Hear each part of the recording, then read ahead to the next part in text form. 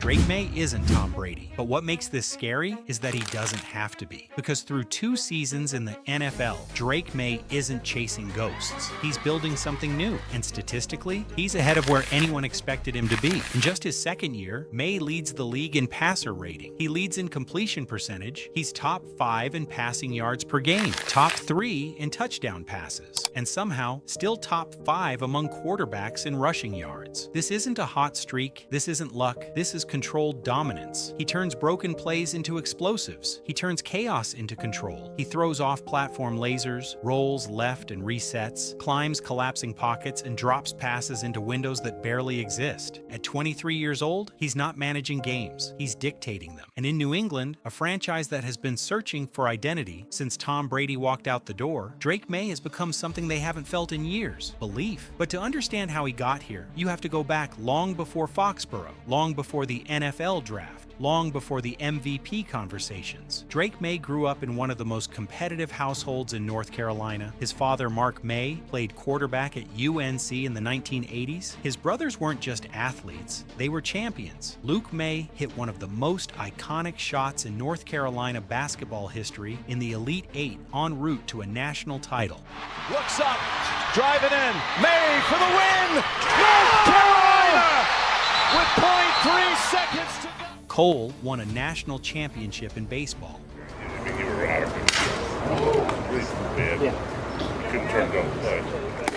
Bo played college basketball too. In that house, every dinner conversation was competition. Every backyard game mattered. Nothing was handed out. You earned it, or you watched someone else take it. And Drake, the youngest of the group, didn't shrink under that pressure. He absorbed it. At Huff High School, he didn't even start as a freshman. He sat behind an upperclassman because the coaching staff was loyal to seniority. But opposing coaches already knew something was coming. When teams prepared to play Huff, they warned each other: don't knock the starter out. You don't want the freshman coming in. That freshman was Drake May. When he finally got his opportunity, the state of North Carolina got its first real look. He threw for over 3,200 yards and 36 touchdowns as a sophomore. Then as a junior, he elevated from promising to surgical. 50 touchdown passes, 2 interceptions, a 72% completion rate, a state record. Myers Park averaged nearly 50 points per game. He wasn't just putting up numbers, he was commanding games. COVID robbed him of a full senior season, but by then the offers had already poured in. Alabama, Clemson,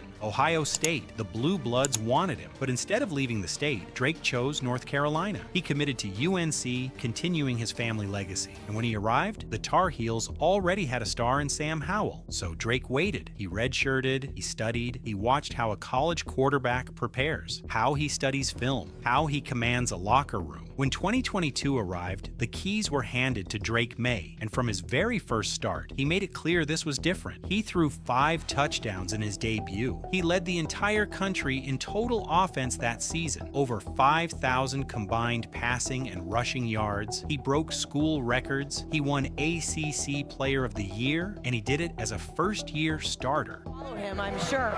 Over. Oh, there he is. Drake May coming this way. Jeremy. Defenses adjusted in 2023. They disguised coverages, they sent pressure, they forced him off script, and he responded with over 3,600 passing yards, 24 passing touchdowns, and 9 rushing scores. By the time he declared for the draft, he had started only 2 seasons, but he was already top 5 in school history in passing yards and touchdowns. Then came one of the most loaded quarterback drafts in recent memory. Caleb Williams, Jaden Daniels, J.J. McCarthy, Bo Nix, Michael Penix Jr., 2 Heisman winners, national championship appearances, pro-style systems, spread systems, experience. Some scouts believe Drake May had the highest ceiling in the class. Others questioned his experience. The Commanders selected Jaden Daniels at number 2.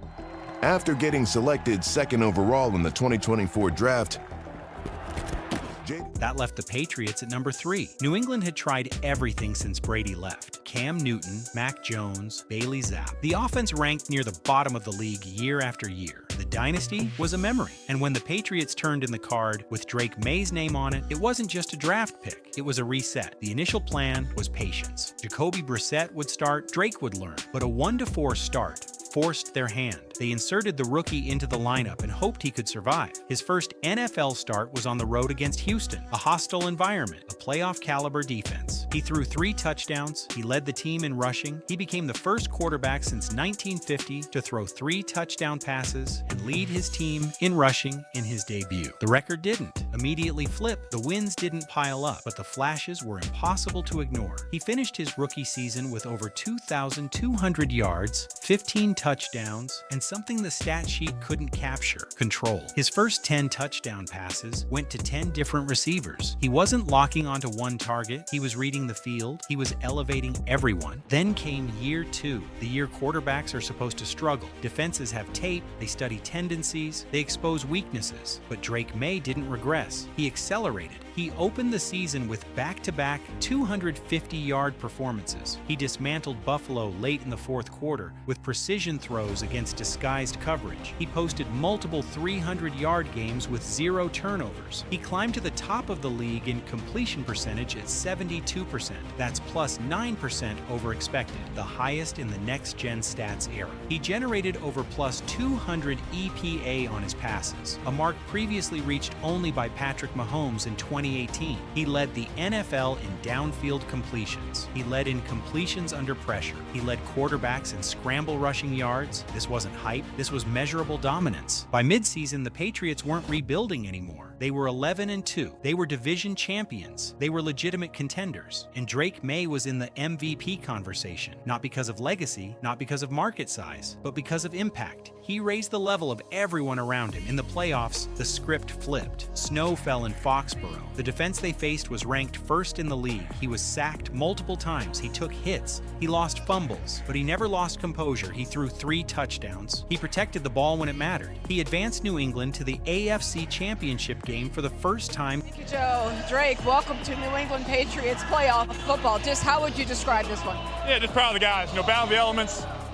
Since the Brady era. Not spectacular, unbreakable, and that might be the most important trait of all. The modern NFL is filled with athletic quarterbacks. Mobility is no longer rare. Everyone can extend plays. But what separates Drake May is precision. He layers throws between defenders with anticipation. He manipulates safeties with his eyes. He resets his platform mid-rollout and delivers with velocity. He doesn't just react, he processes. And at just 23 years old, he's doing it at an elite level. If this is year 2, what does year 5 look like? Because the physical tools are obvious. The arm strength, the mobility, the size, but the mental side, that's where it becomes dangerous. He sees coverage post-snap. He adjusts protections. He understands leverage. He knows when to take the check down and when to attack vertically. He's not the next Tom Brady. He doesn't need to be. He's the first Drake May, and the Patriots were searching for a spark. They found a fire, and if he continues climbing at this pace, the rest of the league isn't just watching a breakout. They're watching the beginning of something that could define the next decade of football.